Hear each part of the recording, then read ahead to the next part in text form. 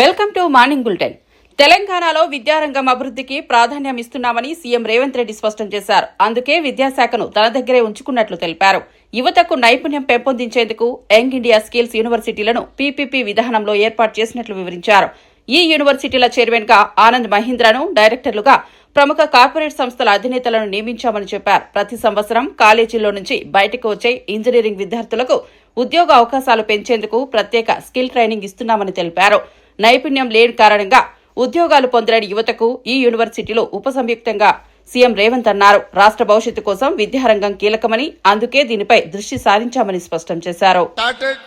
Young India Skills University. I wanted to share something with my younger generation, my brothers and sisters.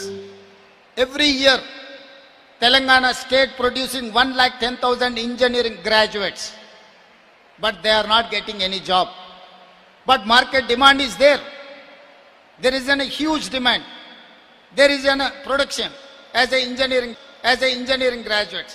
But there is a gap between demand and supply. They don't have skills. They don't have up to the mark. So that is why I have initiated a Young India Skills University in Telangana. I wanted to upgrade their skills. I wanted to improve their skills. With certificate, they are not going to any job.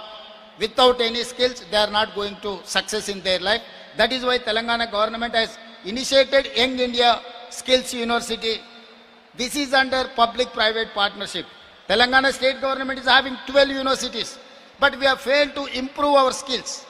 That is why I have discussed many corporate sector people. I have started public-private partnership university headed by Anand Mahindra group of companies. The person is our chairman for our Skills University. Board of Directors, Apollo Hospitals, Reddy Labs, Aurobindo Labs, all the corporate sector people are board of directors in my Skills University. They have to decide curriculum, they have to select students, they have to give training for them, they have to give job them.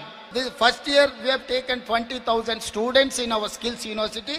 100% they have got job security from that Skills University.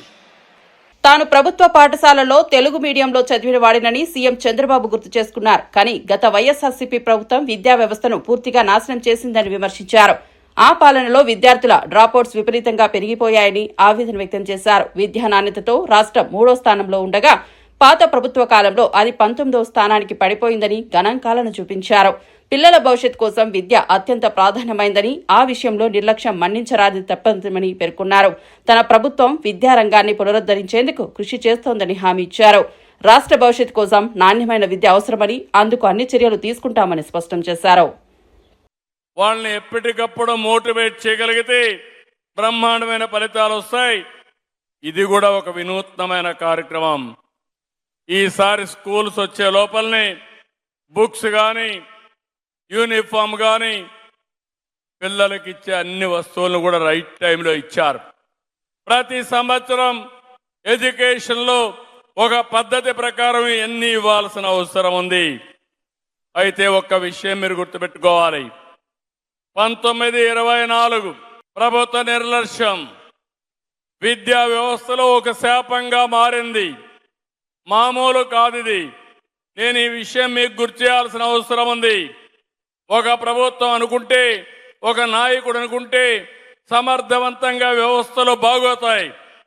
అదే ఒక నాయకుడు సరిగా పనిచేయకపోతే ఆ వ్యవస్థ కుప్పగూలిపోయే పరిస్థితి వస్తుంది. 10 లక్షల మంది పిల్లలు ప్రభుత్వ స్కూల్కి రాకుండా ప్రైవేట్ స్కూల్స్కి వెళ్ళిపోయే పరిస్థితికి వచ్చారు. డ్రాప్ అవుట్స్ కూడా పెరిగాయి. విద్యా నాణ్యతలో 3వ స్థానంలో ఉన్న రాష్ట్రం 19వ స్థానానికి పడిపోయే పరిస్థితి వచ్చింది. ఎన్నోసార్లు మేము విమర్శించాం. చిన్నప్పుడు చదువుకోవాల్సింది మాతృభాషలో చదువుకోవాలి, కానీ ఇంగ్లీష్ అని మాట్లాడారు. నేను ఇంగ్లీష్ స్కూల్లో చదువుకోవాలా. నేను చదువుకున్నది పల్లెటూరులో గవర్నమెంట్ స్కూల్లో చదువుకున్నాను. ఎంతో మంది తెలుగులో చదువుకొని ప్రపంచమంతా వెళ్ళారు, బ్రహ్మాండంగా సంపాదిస్తున్నారు. ఎవరైనా మాట్లాడితే ఇంగ్లీష్ అని ఎగతాళి చేసి ప్రజలను రెచ్చగొట్టి లేనిపోని సమస్యలు తెచ్చారు. విద్యా వ్యవస్థని నాశనం చేశారని చెప్పి కూడా నేను మీకు తెలియజేస్తున్నా. టీడీపీ జాతీయ ప్రధాన కార్యదర్శి నారా లోకేష్ భార్య నారా బ్రాహ్మణి ఆధ్యాత్మిక యాత్రలో భాగంగా శ్రీకాళహస్తి ఆలయాన్ని సందర్శించుకున్నారు. ఆలయంలో ప్రత్యేక పూజలు చేసి స్వామివారి ఆశీస్సులు పొందారు. ఈ సందర్భంగా రాహుకేతు పూజలు నిర్వహించిన బ్రాహ్మణి భక్తిభావంతో స్వామివారిని ప్రార్థించారు. ఆలయ అర్చకులు వారికి తీర్థ ప్రసాదాలు అందించి ఆశీర్వదించారు. ఆలయ పరిసరాల్లోని భక్తులు బ్రాహ్మణిని చూసి ఆనందం వ్యక్తం చేశారు. ఆమె దర్శనానికి వచ్చినందుకు ఆలయ వాతావరణం భక్తిరసమయంగా మారింది. ఈ సందర్భంగా ఆలయ నిర్వహణ మరియు అభివృద్ధి కార్యక్రమాలను కూడా ఆమె సమీక్షించినట్లు ఆలయ వర్గాలు తెలిపాయి. నారా బ్రాహ్మణి దర్శనం స్థానిక రాజకీయ వర్గాల్లో కూడా చర్చనీయాంశమైంది.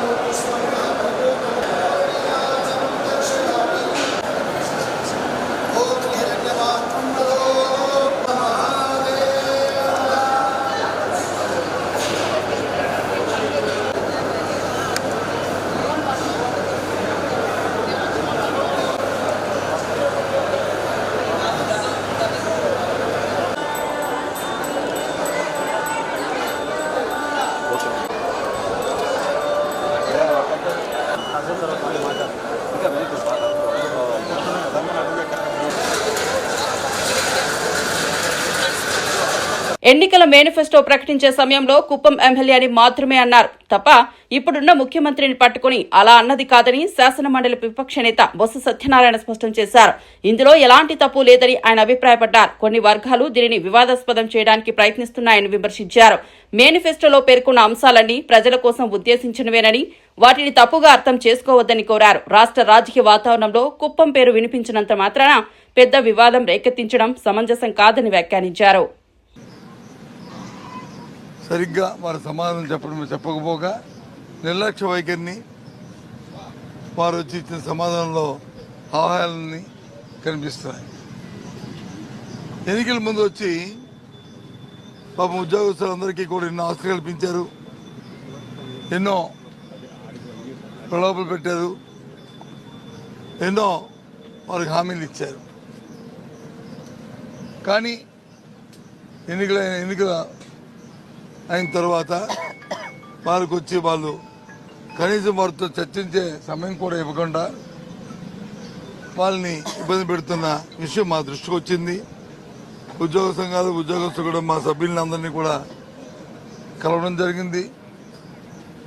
ఆ నేపథ్యంలో ఈరోజు మేము దాన్ని శాసనమండలిలో ప్రశ్నిస్తే ప్రభుత్వం వచ్చిన నిర్లక్ష్య వైఖరితో వారు ఇచ్చిన సమాధానానికి సంతృప్తికరంగా లేకపోవడమే కాకుండా, సంతృప్తి అంటే కొనేదో చెప్పిన తేదీని కాదు ఇంకా ముందు పెట్టడమే కాదు, అసలు తేదీ ప్రకటించమంటే దాని గురించి ఆలోచన చేయలేదు.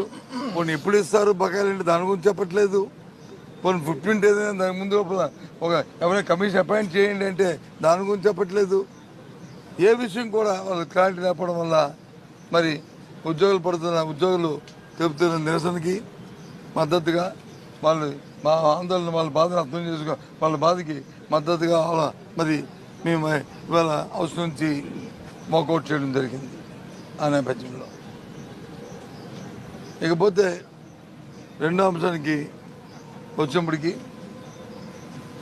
ఇవాళ ఏదైతే గత కొంతకాలంగా ఎస్సీ వర్గీకరణ మీద మరి ఆందోళనలు ఉన్నాయో ఇటుపక్క కానీ అటుపక్క కానీ ఇటుపక్క కానీ మొదటి నుంచి కూడా మా వైఎస్ఆర్సీ పార్టీ మా జగన్మోహన్ రెడ్డి నాయకత్వంలో మేము ఒక నిర్ణయాన్ని మేము తీసుకున్నాం. ఇది చాలా సున్నితమైన అంశం. దీనివల్ల ఈ అంశాన్ని మనం పరంగా పెట్టుకుని రాజకీయ లబ్ధి కోసం రాజకీయ కోణంలో దీన్ని ఎప్పుడూ చూడడానికి వీల్లేదు. ఏ నిర్ణయం తీసుకున్నప్పటికీ కూడా ఆ నిర్ణయం మళ్ళీ వాళ్ళు అన్నదమ్ముల్లాగే సోదర భావంతో ఉండాలి, అంతే తప్ప వాళ్ళలో మళ్ళీ దాని సంఘర్షణకి తావివ్వకూడదని ఒక నిర్ణయాన్ని మేము మొదటి నుంచి కూడా తీసుకున్నాం. దాన్ని కట్టుబడే ఇవాళ మరి అత్యున్నత సుప్రీంకోర్టు ఇచ్చిన ఆదేశాల ప్రకారము ఇవాళ తీసుకున్న నిర్ణయాల ప్రకారము దానికి మద్దతు ఇచ్చి సోదరభావంతో మరి ముందుకు వెళ్ళాలని, సోదరభావంతోనే ఉండాలని, ఆ వర్గాల్లో ఎవరు కూడా మరి వైమేషాలు రాకుండా కల్మషం లేకుండా ఉండాలని వైఎస్ఆర్సీ పార్టీ కోరుతుంది. ఎందుకు కోరుతున్నా మనకు తెలుసు. ఎప్పుడు కూడా వైఎస్ఆర్సీ పార్టీ జగన్మోహన్ రెడ్డి నాయకత్వంలో ఎస్సీ బీసీ ఎస్టీ మైనారిటీ సమాజంలో మరి సమాజంలో సమాన సమాజం ఉండాలని డాక్టర్ బాబాసాహెబ్ అంబేద్కర్ గారి ఆశయాలతో సిద్ధించే ఉండాలనే ఉద్దేశంతోనే ఆ రోజు నామినేషన్ మొదలు ఇచ్చిన, ఆ రోజు స్థానిక ఎన్నికల్లో నిలబెట్టిన 50% మరి ఈ వర్గాలకు వచ్చి ఇచ్చిన విషయాన్ని కూడా మరి అక్కడ గుర్తు చేశాం. ఆ నేపథ్యంలోనే ఈ రెండు వర్గాలు కూడా కలిసి ఉండాలనేది. ఉద్యోగుల పీఆర్సీ అంశంపై ఎమ్మెల్సీ కల్పలతారెడ్డి తీవ్ర అసంతృప్తి వ్యక్తం చేశారు. పీఆర్సీ ఎప్పుడు ఇస్తారు, కమిటీ ఎప్పుడు వేస్తారు అని అడిగితే ప్రభుత్వం సమాధానం ఇవ్వకుండా గతం గుర్తు చేస్తోందని విమర్శించారు. జగన్ అధికారంలోకి వచ్చిన వెంటనే మొదటి కేబినెట్లోనే 27% ఐఆర్ ఇచ్చారని, ఉద్యోగులకు డీఏలు మంజూరు చేశారని గుర్తు చేశారు. అలాగే 23% ఫిట్మెంట్ కూడా ప్రకటించారని వివరించారు. కానీ ప్రస్తుత ప్రభుత్వ వైఖరి ఉద్యోగులకు అన్యాయమని వ్యాఖ్యానించారు. ఉద్యోగస్తులకు సంబంధించి ఈరోజు ఈ క్వశ్చన్ రావడం జరిగింది. అయితే ఈరోజు ఆర్థిక శాఖ మంత్రి గారు హౌస్లో మేము ఏదైతే క్వశ్చన్ వేసామో దానికి క్లియర్గా ఆన్సర్ చెప్పట్లేదు. అంటే పీఆర్సీ ఎప్పుడు ఇస్తారు, కమిటీ ఎప్పుడు వేస్తారు అని మేము అడిగాం.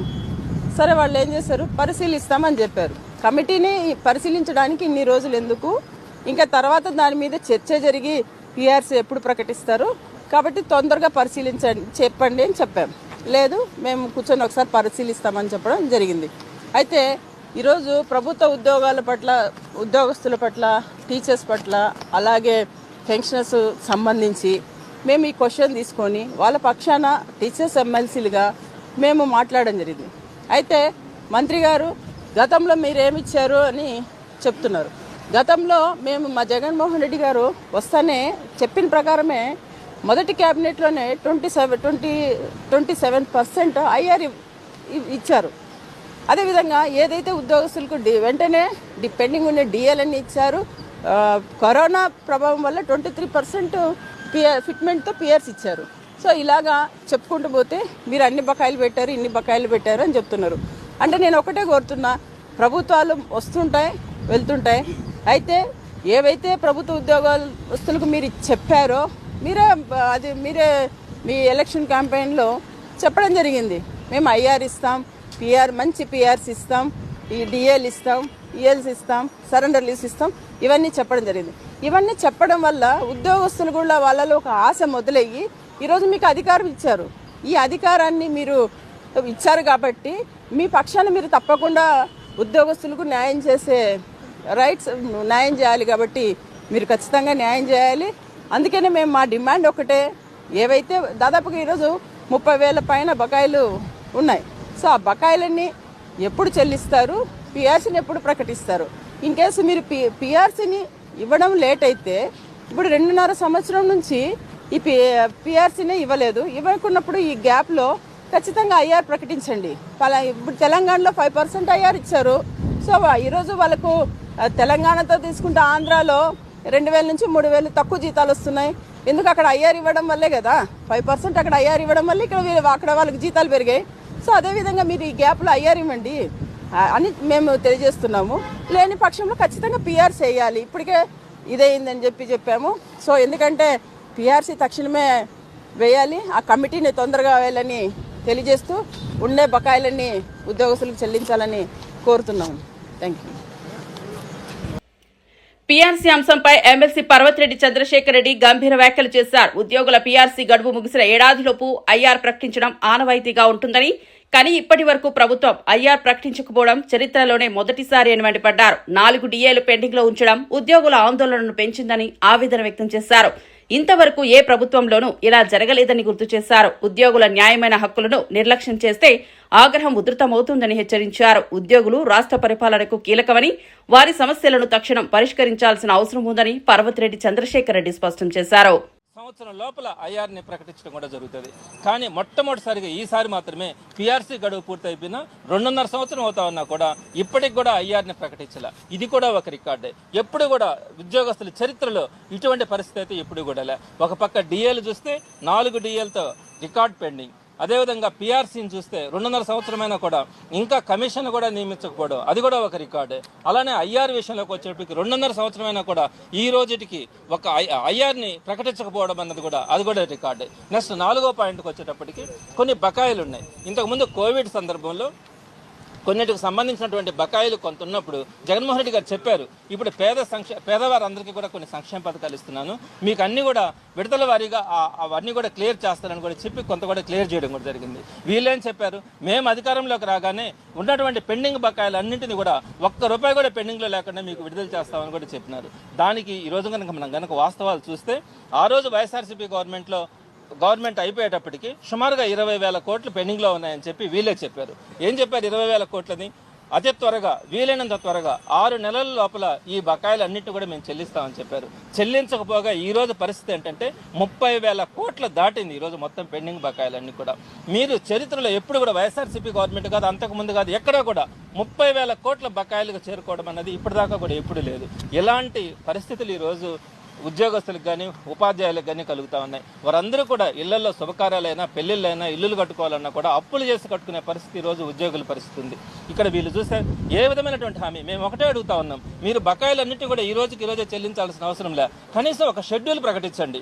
ప్రతి 3 నెలలకు ఒకసారి ఈ విధంగా చెల్లిస్తామని కానీ, లేదా ప్రతి 4 నెలలకు ఒకసారి ఈ విధంగా క్వార్టర్లీ ఈ విధంగా చెల్లిస్తామని కానీ ఏదో ఒక హామీ ఇవ్వమంటే ఎలాంటి హామీ ఇవ్వకుండా వెటకారంగా మాట్లాడుతూ అదేమంటే హేళన చేస్తూ ఉన్నారు. రివర్స్ పీఆర్సీ అన్నారు.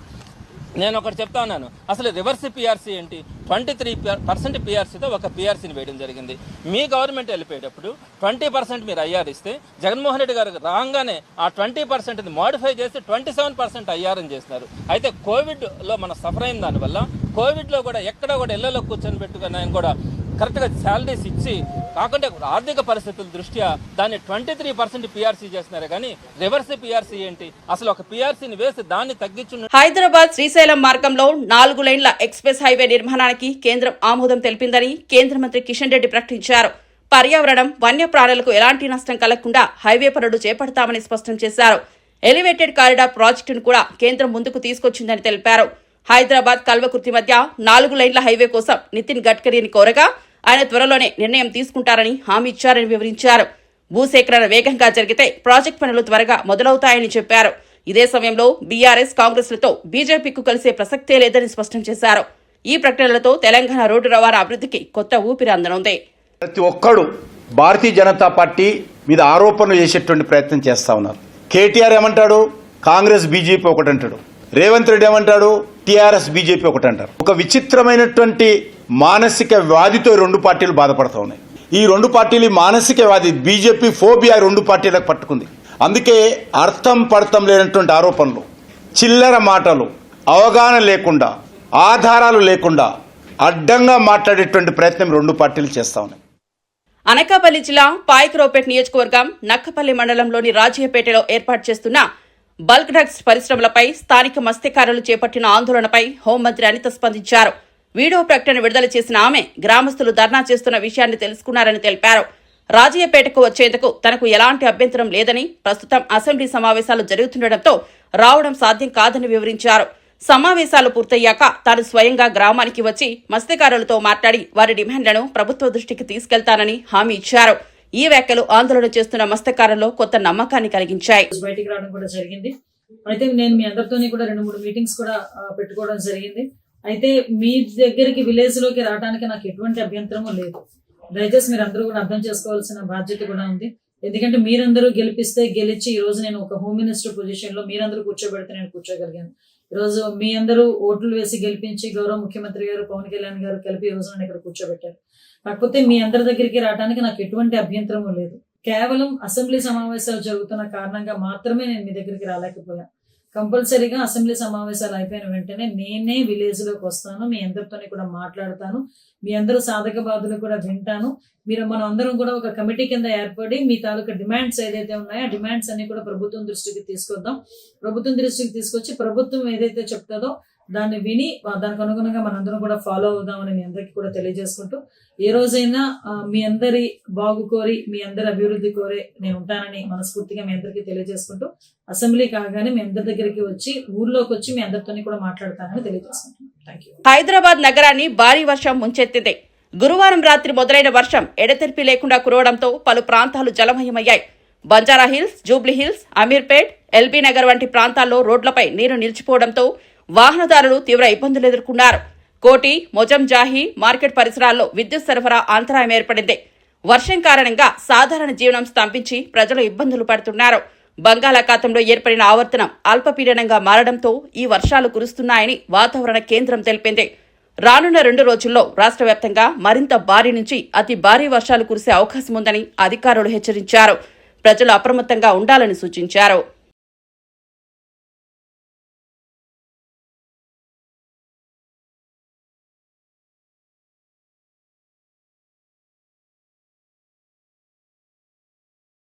సినిమాల్లోనే కాదు నిజ జీవితంలో కూడా బాలకృష్ణ ప్రవర్తన అస్పష్టంగా ఉంటుందని కోనసీమ జిల్లా వైఎస్ఆర్సీపీ అధ్యక్షుడు చెర్ల జగ్గిరెడ్డి మండిపడ్డారు.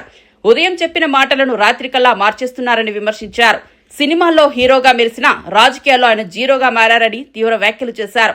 ముఖ్యంగా వైఎస్ జగన్ పై మాట్లాడే నైతిక హక్కు బాలకృష్ణకు లేదని స్పష్టం చేశారు. రాజకీయాలు ప్రజాసేవ కోసం ఉండాలని, సినిమా డైలాగ్లా మార్చే వేదిక కాదని అన్నారు. జగ్గిరెడ్డి వ్యాఖ్యలు టీడీపీ, వైఎస్ఆర్సీపీ వర్గాల్లో చర్చనీయాంశంగా మారాయి. ఈ ఆరోపణలు ఆంధ్రప్రదేశ్ రాజకీయ వాతావరణంలో కొత్త వివాదానికి దారితీశాయి. ఏదైతే ఈ రాష్ట్రంలో ఎన్టీఆర్ గారికి ఒక పేరుంది, అటువంటి వారి కడుపును పుట్టి ఈ రోజు తన తండ్రి ఆశయాల్ని కనీసం నిలబెట్టడం చేతగాక మరి చంద్రబాబు నాయుడు గారు వెన్నుపోటు పుడిస్తే ఆయన వెనకాల ఉన్నటువంటి నిన్ను సైకోనాలా, లేదా తండ్రి ఆశయాల కోసం పాదయాత్ర చేసి చక్కగా ఈ రోజు ఈ రాష్ట్రాన్ని 5 సంవత్సరాలు చక్కటి పాలన అందించిన జగన్మోహన్ గారు అనాలని అడుగుతున్నాను.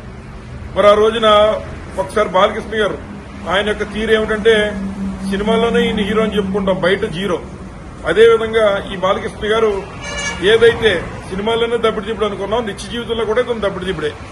ఉదయం 8 గంటల తర్వాత మాట్లాడిన మాట సాయంత్రం 8 దాటితే మారిపోతుంది బాలకృష్ణ గారి మాట. ఇది అందరూ చెప్పుకునేటువంటి విషయం.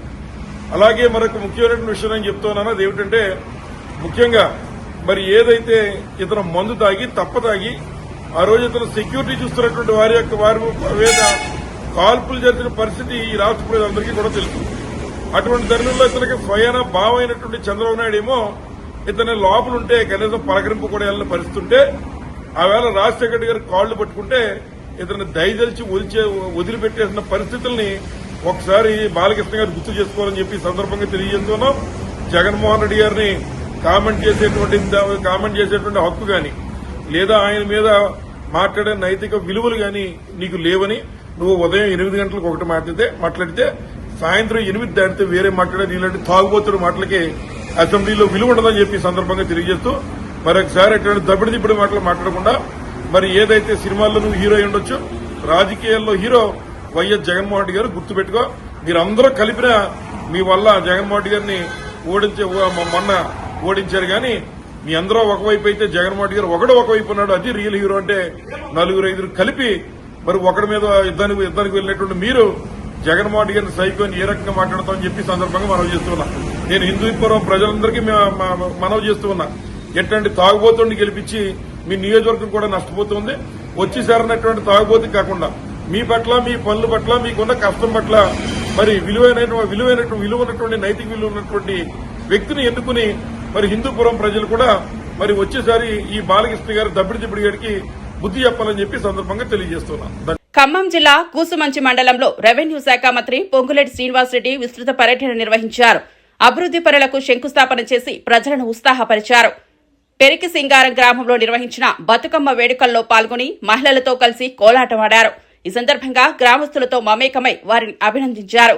54 అడుగుల ఎత్తైన భారీ బతుకమ్మను ఏర్పాటు చేసి గ్రామ ప్రజలను ప్రత్యేకంగా ప్రశంసించారు. రాష్ట్ర వ్యాప్తంగా మహిళలందరికీ బతుకమ్మ పండుగ శుభాకాంక్షలు తెలియజేశారు. పొంగులేటి పర్యటనతో గ్రామాల్లో పండుగ వాతావరణం నెలకొంది. ఈ సందర్శనలో ఆయన అభివృద్ది కార్యక్రమాలు, సాంస్కృతిక వేడుకలు రెండింటినీ సమన్వయం చేస్తూ ప్రజల్లో ఉత్సాహాన్ని నింపారు.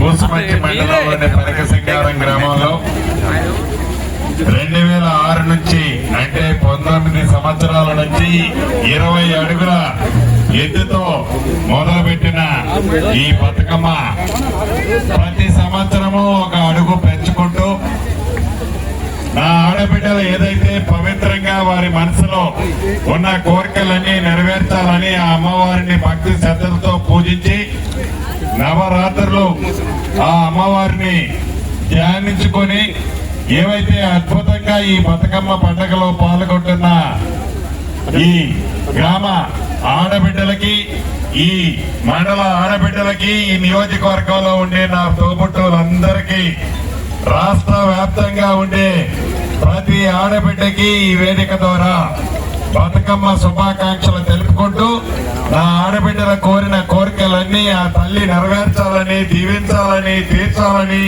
మనస్ఫూర్తిగా నేను కూడా కోరుకుంటూ మంచిగా చల్లగా ఆ బతుకమ్మని సాగనంపాలని కోరుతూ సెలవు. ఉద్యోగుల సమస్యలపై YSRCP employees pensioners wing state అధ్యక్షుడు నలమూరు చంద్రశేఖర్ రెడ్డి తీవ్ర వ్యాఖ్యలు చేశారు. చంద్రబాబు ఉద్యోగులకు ఎన్నో హామీలు ఇచ్చినా ఒకటి నెరవేర్చలేదని విమర్శించారు. గత 15 నెలలుగా ప్రతి కేబినెట్ సమావేశం తర్వాత ఉద్యోగులు ఆశగా ఎదురు చూస్తున్నా వారి సమస్యలు పరిష్కారం కాని పరిస్థితి నెలకొన్నదన్నారు. వస్తుందేమో, ఐఆర్ వస్తుందేమో, పిఆర్సీ వస్తుందేమో అని చెప్పేసి రేపు 3వ తారీఖున కూడా ఉంది. ఇంకా ఎదురు చూస్తున్నారు. అయ్యా మరి పండగ తర్వాత వస్తుందని అందరూ దసరా పండగ అనుకున్నారు. సంక్రాంతి పండుగ అయిపోయింది. సంక్రాంతి పండుగ మళ్ళా వస్తూ ఉంది. ఇప్పుడు దసరా పండుగ ఉంది.